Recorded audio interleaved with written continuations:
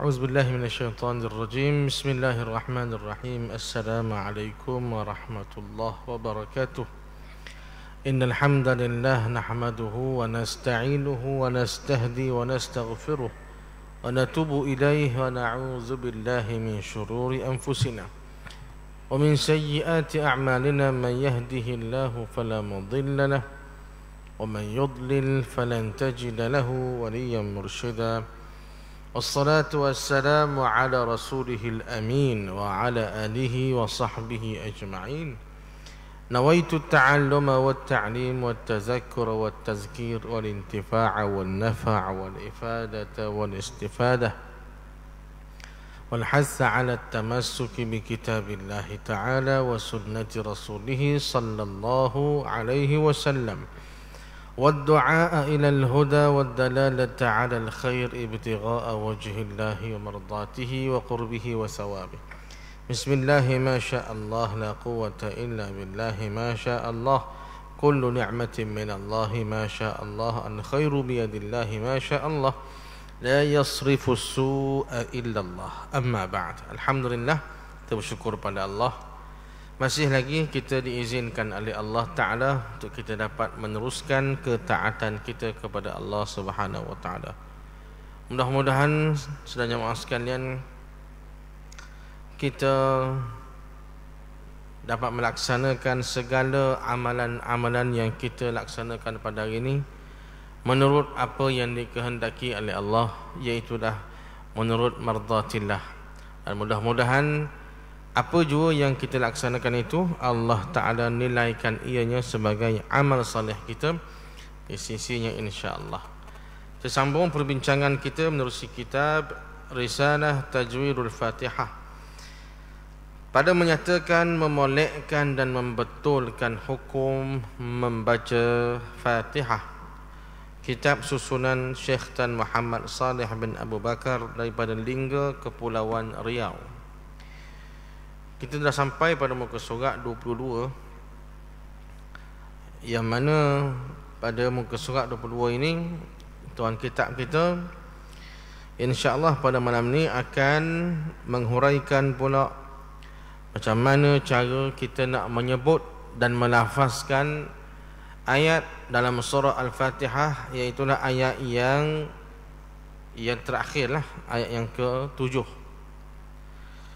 Yang mana dalam suratul Fatihah ini, ayat yang terakhir inilah yang panjang sikit pada hal lain, iaitulah siratal ladzina an'amta 'alaihim ghairil maghdubi 'alaihim waladdallin. Panjang. Baca begitu memang tak berasa sangatlah. Tapi kalau kita buat berlagu apa semua, berasa tuan-tuan. Jadi sebab itulah imam-imam kita bila dia orang baca dalam solat, ada yang kerak pada ayat terakhir ni kepada dua bahagian. Dia baca siratal ladzina an'amta 'alaihim, dia berhenti situ, ghairil maghdubi 'alaihim waladdallin, itu bahagian yang kedua. Dia kerak situ. Sebab apa dia kerak situ? Kerana tak ada nafas. Gitu cerita dia. Kalau dia baca direct, mungkin dia akan berhenti di pertengahan jalan, kerana tidak sempat dengan nafasnya. Kalaulah seseorang imam itu ataupun qari itu, pembaca Quran tu, dia nafas panjang, ataupun memang orang yang dah biasa berlagu Quran dah, qari lah kita kata, dia ni qari, bekas-bekas apa ni, orang masuk tanding ngaji, tanding berlagu Quran, orang memang pandai buat lagu-lagu Quran ni, tarannung ni. Biasanya kalau orang-orang di grup ini memang dia sudah pun terlatih dengan nafas yang panjang, terlatih.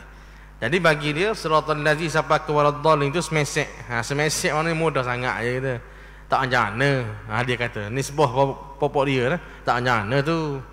Tapi nisbah kepada kita ni mungkin panjang dan memerlukan nafas. Oleh demikian, yang terbaik kalau kita nak kerak di mana? Sebab dia panjang kan ayat ni. Ada setengah orang dia kerak macam tadi, siratal ladzina an'amta alaihim, lepas tu ghairil maghdubi alaihim waladdallin. Okey, ada setengah orang lagi dia kerak siratal ladzina an'amta alaihim ghairil maghdubi alaihim. Dia kerak situ. Nampak tak? Dia baca siratal ladzina an'amta alaihim ghairil maghdubi alaihim. Ibu di situ. Lepas tu dia pun tarik gear Gostang. Gostang ni maknanya gear river. Dia pun ambil balik ghairil maghdubi alaihim waladdallin. Dua peseng. Ni bagi hak tak ada nafas ni. Orang-orang yang tak ada nafas ada dua peseng pula cara dia kerak. Satu dia kerak siratal ladzina an'amta alaihim ghairil maghdubi alaihim waladdallin. Tu satu peseng.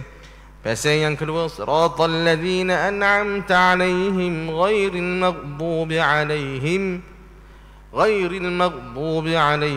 waladdallin. Ada dua peseng tuan-tuan.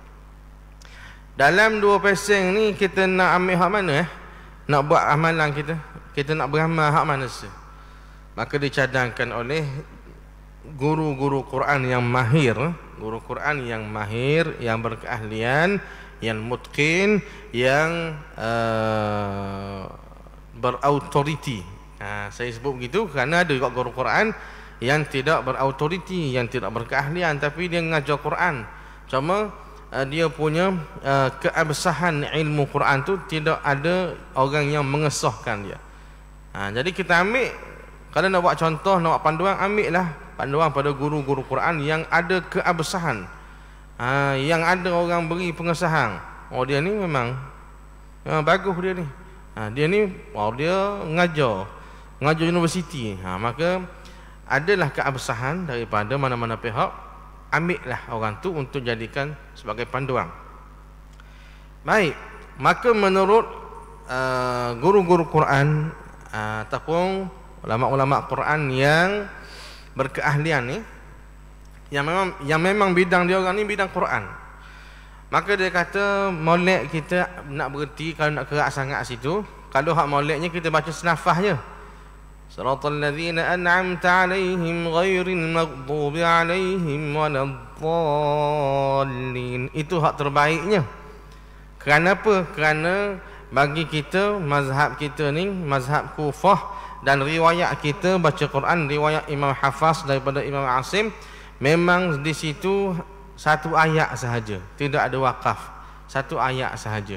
Maka molek kita baca berhabis satu ayat tu.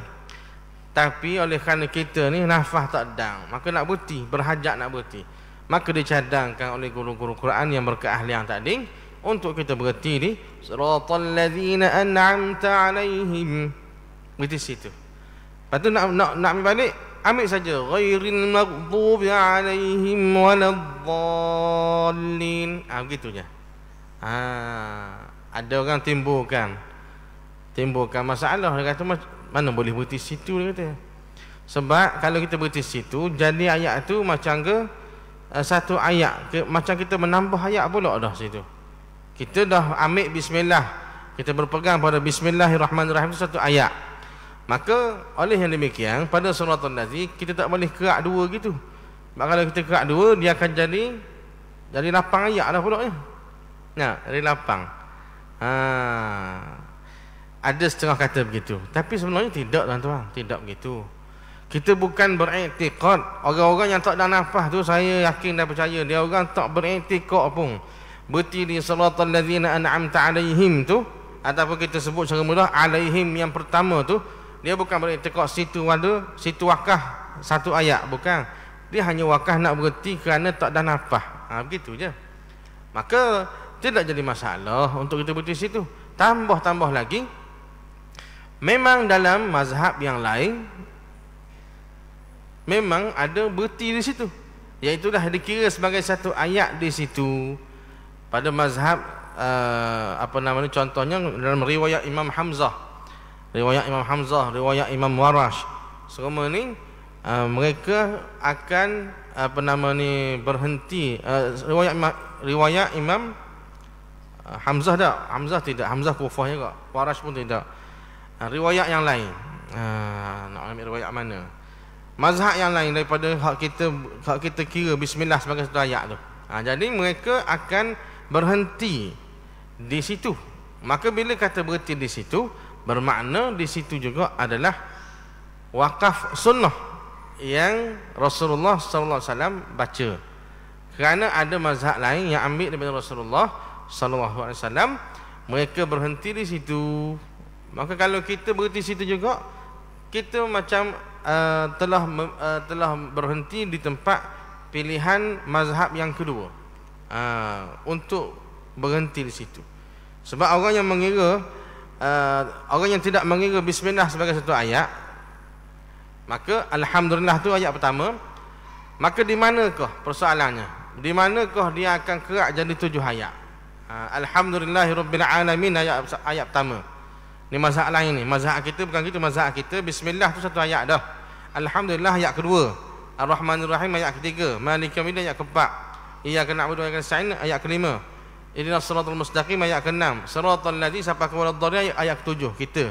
Tapi ada mazhab yang lain satu lagi, dia bismillah tak kira lagi. Dia alhamdulillahirabbil alamin ayat 1. Ar-Rahmanir Rahim ayat 2. Maliki yaumiddin ayat 3. Iyyaka na'budu wa iyyaka nasta'in ayat 4. Ihdinas siratal mustaqim ayat 5. Siratal ladzina an'amta alaihim, kita situ ayat 7. Dia siratal ladzina an'amta alaihim, situ dia kerak jadi ayat yang ke-6. Ghairil maghdubi alaihim waladdallin ayat ke-7. Maka dalam mazhab yang kedua ni, dia mengira di situ sebagai satu tempat untuk dia kerak. Dia tak kerak kat lain, menandakan di situlah comel wakaf. Dan kalau kita tak ada nafas pun, di situlah kita molek wakaf, bukan alaihim yang kedua. Itu sebenarnya. Alaihim yang pertama. Kalau nak wakaf tak ada nafas, situ. Yang terbaik kita teruskan satu ayat tu tanpa kita wakaf. Kalau tak ada nafas, nak wakaf mana? Wakaf di alaihim yang pertama. Kerana mazhab yang kedua, mereka wakaf di situ. Baik.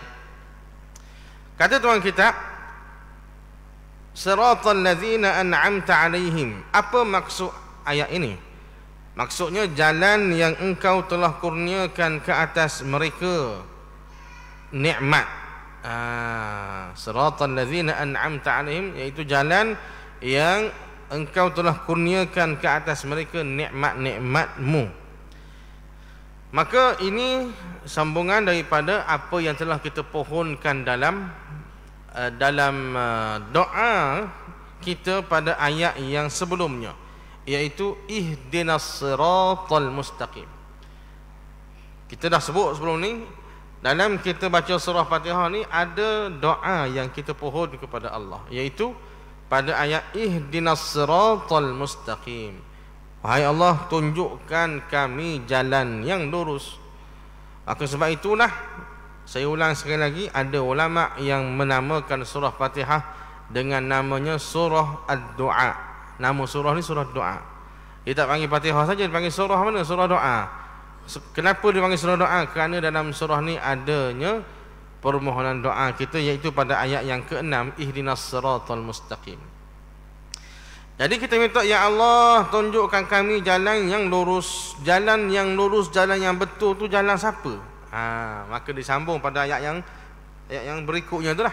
siratal ladzina an'amta 'alaihim. Jalan yang lurus tu ya Allah, hak kami nak pohon kepada kamu tu, iaitulah jalan orang-orang yang telah kamu beri nikmat kepada mereka, yang telah kamu beri nikmat kepada mereka. Maka dalam surah Fatihah ni dia tak jelaskan secara lebih detail siapakah orang yang diberikan nikmat. Dia hanya sebut jalan yang lurus, jalan orang yang diberi nikmat. Tetapi dalam surah yang lain ada dinyatakan sambungan ataupun pendetilan kepada jalan orang yang diberi nikmat itu, minan nabiyyin was-siddiqin wasyuhada was-salihin wa hasuna ulaika rafiqa. Itu dia punya pendetilan dalam surah yang lain. Iaitulah jalan orang yang diberi nikmat itu daripada kalangan nabi-nabi, minan nabiyyin was-siddiqin, dan jalan orang-orang yang benar, wasyuhada, jalan orang-orang yang mati syahid, was-salihin, jalan orang-orang yang salih.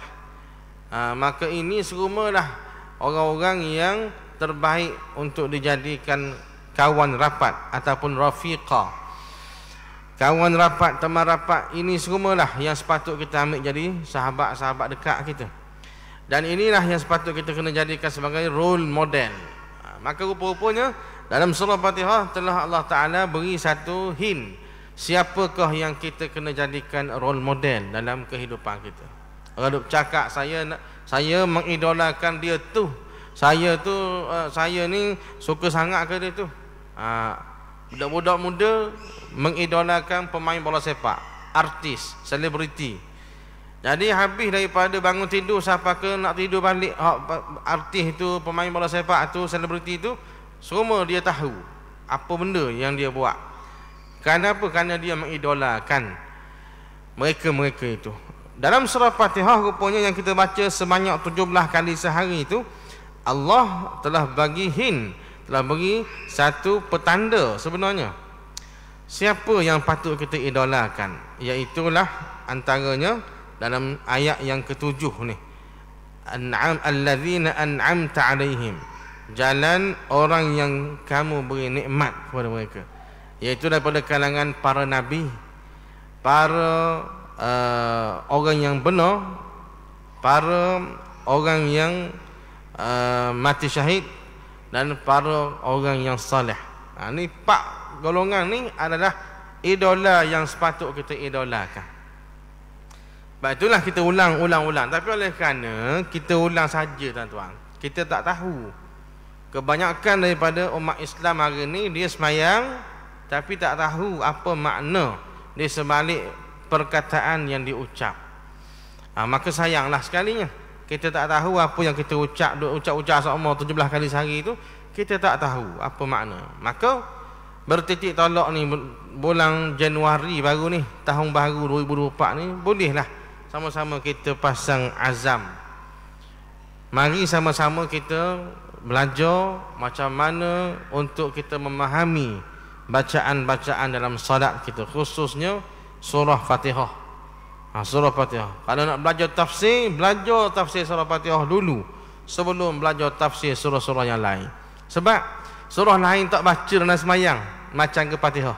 Kita gaduh-gaduh cara mana semayang pun kita akan baca Fatihah, surah lain tinggal. Kalau kita semayang di airport, nak naik flight apa semua, nak naik bas, nak naik stesen bas ni, jadi gaduh sangat semayang, surah lain tak baca dah, tapi Fatihah baca ke tak? Baca. Jadi Fatihah ni paling penting sekali. Tiba-tiba Fatihah ni kita tak tahu makna dia apa. Daripada bismillah sampai ke waladhdallin, sayang 1000 kali sayang. Maka mari kena mula sekarang tuan-tuan, sebab masa tak ada dah. Masa kita tak ada sangat dah. Maka kita kena pakat cepat-cepat cari penyelesaian kepada isu utama kita. Isu utama kita nak betul amalan. Bukan isu utama kita bab-bab cari makan saja tak, tapi nak betul amalan. Sebab bila kita mati, cari makan tu nombor 3, 4, 5 menang dah. Tak penting dah, tetapi amalan yang akan bersama kita. Wa yabqa amaluh. Di sebuah hadis, bila kita mati akan mengiringi kita 3 benda. Harta, ahli keluarga, amalan. Tapi bila kita sampai kubur, yang duduk dengan kita, fayarji'u ithnan wa yabqa wahidun. akan balik dua, tinggal satu je dengan kita. Hak balik dua tu fayarji'u ahlahu wa malahu, harta dia balik, ahli keluarga dia balik, wa yabqa amaluh, dan hak tinggal dengan kita amalan. Jadi amalan kita ni iaitulah antaranya kita punya salat, kita punya ibadat, hak baca Fatihah apa semua ni, kita nak kena tahu sungguhlah tuan-tuan macam mana makna dia. Tak payah sangat pun. Kalau kata tak ada masa nak masuk kelas, kita buka telefon masing-masing sudahlah. Ni mustahil, boleh kata mustahil orang tak ada telefon yang boleh layari internet, YouTube apa semua ni. Mustahil. Boleh dikatakan begitu. Orang kapung sangat kalau tak ada pun. Ataupun orang hak memang tak cara sangat. Tapi kebanyakan orang ada. Oleh yang demikian, kita buka di YouTube, cari makna Fatihah, tafsir surah Fatihah, tobik selalu tengok. Itu belajar cara cepat tu. Nak berkat lagi, pergi masuk kelas. Jadi tuan-tuan sekalian, itu sebenarnya makna siratal ladzina an'amta alaihim, jalan yang engkau telah kurniakan ke atas mereka itu nikmat ya Allah. Maka kata tuan kita wa ahris ala tashdidin fil lami minal ladzina wa adami tashdidi fil dzal, maka bersungguhlah pada mentasydidkan lam pada alladzina dan tiada mentasydidkan pada zalnya. Kata tuan kita, masa kita sebut siratal ladzina ni, maka kena bersungguh pada mentasydidkan lam pada alladzina. Sungguh tu maknanya biar sebut dengan betul. Siratal la, dia ada sabdu, tasydid tu sabdu, maknanya bersungguhlah pada mentasydidkan, yakni pada mensabdukan huruf lam pada allazina. Allah tu ada tasydid, maka kena bunyikan dia dengan sebetul-betulnya, allazi, siratal lazi. Tetapi tidak pula mentasydidkan pada zal. Tapi jangan buat jadi tasydid pula ataupun sabdu pula pada zal. Di mana zal tu? Allazi, selepas lam tu ada za, allazi, zi. Maka pada za tu jangan beri tasydid, jangan beri jadi macam ada sabdu. Siratal ladzi, dia jadi sakak gitu. Siratal ladzi, dah. La saja yang hak sakak. Siratal, hak berat pada la saja. Zi ringan dah. Siratal ladzi, ladzi. Itu saja, bukan ladzi dak. Itu salah kata kita itu salah. Kalau ada orang itu kena betul balik. Faedah, segala huruf za, zal dan sa digelar sebagai huruf gusi ataupun huruf lasawiyah, dan makhrajnya daripada hujung lidah dan beberapa hujung gigi yang di atas, dan makhraj terlebih hampir kepada luar mulut daripada makhraj yang lainnya dengan iktibar hujung lidah. Dia kata ada satu yang kena ambil perhatian di sini, kata dia. Segala huruf yang tiga, iaitu huruf za, huruf zal, huruf ta. Huruf za ni macam ke huruf ta, tapi dia ada titik, jadilah dia huruf za. Huruf zal, huruf hak macam ke dal, tapi dia ada titik juga, maka dia disebut zal. Dan huruf sa yang kita duduk mengeja mula-mula depan tu, alif, ba, ta, sa. Sa itulah.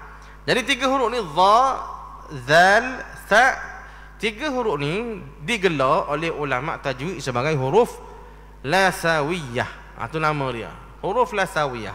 Apa maksud huruf lasawiyah? Lasawiyah ni daripada lasah. Lasah ni gusi. Kerana dia punya huruf ini, ketika mana nak sebut tiga-tiga huruf ni, dia akan menyentuh gusi pada gigi yang atas, tapi gusi tu belakang lah. Lidah kita, hujung lidah, dia akan kita sentuh gigi, bahkan kita kena buat keluar hujung lidah tu sikit. Masa kita sebut tiga-tiga huruf ini, lidah kita mesti keluar hujung lidah, bukan keluar banyak, keluar sikit saja hujung lidah. Macam mana nak uji huruf disebut oleh guru-guru kita, kita ambil huruf alif, bariskan di atas a. Maka kita letak huruf yang kita nak uji selepas a tu, dengan kita matikan huruf tu. Contoh, kita ambil huruf zal, maka kita buat a dan letak zal selepas ada a, jadi az. Maka tu cara nak uji dia. Nak uji tu buat apa? Nak tahu mana dia punya makhraj, tempat keluar huruf tersebut. Maka bila kita buat gitu, az, kalau tuan-tuan buat az tu tak keluar hujung lidah, maka tak betul lagi cara sebut dia. Yang betulnya kena keluar, kena gigit lah. Mudah-mudah kata gigit lidah, hujung lidah tu di antara dua gigi kapok kita, hak atas dan bawah. Az, az, gitu. Tapi kalau diperhalusi, masa kita sebut az itu, hujung lidah kita ada terkena belakang gigi kapok yang atas, yang dipanggil gusi. Maka sebab itulah dipanggil huruf ini huruf gusi ataupun lasawiyah. Yang mana huruf lasawiyah ni ada 3. Zal, az dan za, az. Sebut huruf za kena keluar hujung lidah juga. Az, az. Wa zalamu, kena keluar. Kalau tak keluar wa zalamu, tak betul lagi. Begitu juga as, huruf sa, as, kena gigit hujung lidah kita tuan-tuan, barulah betul. Maka dia kata lagi, dia kalau nak betul makhraj dan sifat huruf ni, dia kena berdepan, face to face dengan guru, barulah puas hati. Kalau kita hanya dengar syarahan begini, kita dapat secara umum sahaja teorinya. Praktikal belum tentu betul. Kerana praktikal dia kena beradab, kena jumpa satu sama satu, guru dan anak murid tu, barulah kita kena sebut depan dia, dia akan tengok tubik ke tak. Kalau tubik itu setara mana tubik, sebab dia tubik lidah tu tak mau tubik banyak sangat, kena tubik sikit saja. Okey, tuan-tuan masuklah kelas-kelas yang berkenaan, boleh praktik dengan guru masing-masing. Kata dia lagi, dan makhraj daripada hujung lidah, makhraj dia ni daripada hujung lidah dan beberapa hujung gigi yang di atas. Gigi yang dimaksudkan tu gigi kapok lah.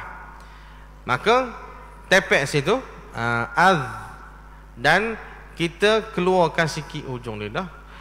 Dan makhraj terlebih hampir kepada keluar mulut. Maka makhraj 3 huruf ni, zal, za dan juga sa ni, dia panggil makhraj yang terlebih hampir kepada luar mulut. Kalau nak tanya, dia buat soalan, di antara huruf-huruf Al-Quran ni mana gak huruf yang makhraj dia lebih hampir kepada luar mulut? Luar mulut maksudnya luar pada bibir tu lah. Maka jawapan dia 3 huruf ni lah, sebab iktibar kepada hujung lidah. Iktibar pada hujung lidah, lidah tu keluar daripada hak lain. Masa sebut huruf lain tak keluar, maka dialah yang lebih hampir kepada luar mulut. Dan berbezalah antara 3 huruf itu kerana berlainan sifatnya. Walaupun 3 huruf ini dia sama tempat keluar, makhrajnya sama, yang disebut huruf lasawiyah tadi, tetapi sifat mereka berbeza. Sifat mereka berbeza. Maka tertunggal isti'la pada huruf za. Dalam 3 huruf tadi, huruf za memiliki sifat isti'la, sifat yang huruf yang dia punya cara sebutan tu meninggi daripada huruf-huruf yang lain. Huruf isti'la ada 7. Khussa, dagtin, qiz, huruf kha, huruf sad, huruf dad, huruf ghin, huruf ta, huruf qaf, huruf za. Maka dalam 3 huruf lasawiyah tadi, sa, zal dengan za, huruf za sahaja yang memiliki sifat isti'la. Dan zal itu tidak terdapat pada bahasa Parsi, dan sa itu tidak terdapat pada bahasa Rom dan Parsi. Maka huruf zal kata tuan kita ni, wallahu a'lam, kajian atau pendapatan dia ni ambil di mana, cuma dia khabar dapatan dia ni menyatakan huruf zal tidak terdapat pada bahasa Parsi. Bahasa Parsi kalau kita dengar, cubalah pakat dengar, Macam mana orang Parsi cakap ada tak huruf zal? Kalau ikut pada kitab ni dia kata tak ada. Huruf zal tak ada digunakan dalam bahasa Parsi. Manakala huruf tha, huruf tha itu pula tidak terdapat pada bahasa Rom dan Parsi. Parsi pun tak ada, Rom pun tak ada. Dan za, huruf za itu hanya terdapat dalam bahasa Arab sahaja. Itu dia kata, dapat tang dia. Sebab itu dalam bahasa kita pun huruf za ni kalau nak diterjemah, dirumikan, macam mana nak sebut huruf za? Payah huruf za ni. Ada orang eja Z-O, za. Kalau Z-O tu bunyinya za, tak tepat lagi cara sebut tu, za. Ada orang letak Z-H-O, dia nak bunyi macam tebal sikit. Tapi tetap juga payah kita nak praktikkan bunyi tu. Zo juga bunyinya. Itu sebab disebut huruf za hanya ada dalam bahasa Arab sahaja. Baik. Kemudian dikata lagi wantiq bihamzatil qat'i. Kenapa dia mari faedah tadi tuan-tuan? Apa benda yang nak tuan kitab tu nak cerita? Ya, siapa lagi cerita huruf tha, zal dan za tu, huruf rasawiyah tu, kerana pada ayat siratal ladzina ada huruf zal di situ, siratal ladzina, allazi, zi tu kena sebut dengan keluarkan hujung lidah kita. Jangan siratal ladzina tu tak. Ada orang kampung kita dia sebut zal itu zal kecil, zai macam ra tu zai besar. Ada juga orang beri nama gitu, nak beri beza. Jangan sebut dengan za besar, kata za kecil. Nak kampung za kecil tu macam ke dal tu lah, siratal ladzi. Za kecil tu nipis, dia kata. Za besar tu tebal. Za. Jadi sebutan tu ada beza, walaupun nampak macam lebih kurang. Bezanya pada sifat tadi lah. Maka siratal ladzi kena beri perhatian, alladzina disebut dengan wa keluar lidah. Kemudian dikata wantiq bihamzatil qat'i min an'amta ma'a sukunin nuni wa takhlisiha wa tan'imil ain wa fathit ta. Dan tuturkan dengan hamzah qata'. Tuturkan yakni sebutlah dengan hamzah qata' pada an'amta. Tu biar bunyi sungguh. Itu maksud dia sebut dengan hamzah qata' tu. Serta matikan nun. Matikan nun dan bersihkannya. Matikan nun, bersihkannya maknanya jangan beri jadi dia disebut sebagai qalqalah. Macam mana? An'amta alaihim siratal ladzina an'am. Bunyi macam sedap dah, tapi salah tuan-tuan. An'am salah. Dia tak boleh heret gitu. Dia kena siratal ladzina an'am. An tu biar mati sungguh. Jangan kita heret dia jadi qalqalah. Dan lembutkan ain. An'a tu jangan keras sangat. Tu lembutkan dia.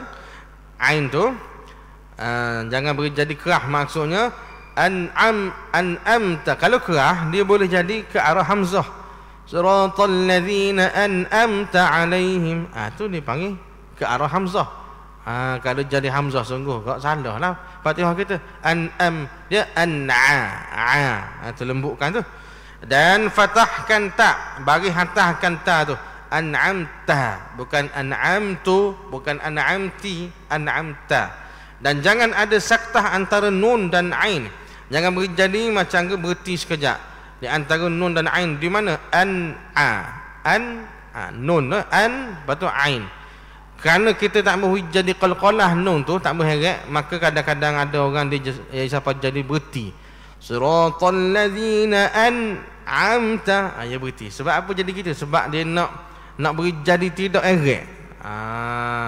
Tapi jadi saktah dah pula. Maka tak payah kita nebeng sangat. Coba buat secara tidak jadi eret dan tidak jadi berhenti. Siratal ladzina an'amta. Jangan kita putuskan di antara nun dan ain, dan juga antara mim dan ta. An'amta, antara mim yang mati lepas tu ta. Tak mahu jadi an'amta. Betul dah, tapi dia jadi macam saktah. An'amta. Sebab dia nak serius sangat. Dia nak tak mahu jadi qalqalah tu, sehingga jadi tersaktah dah pula. Jadi jangan begitu.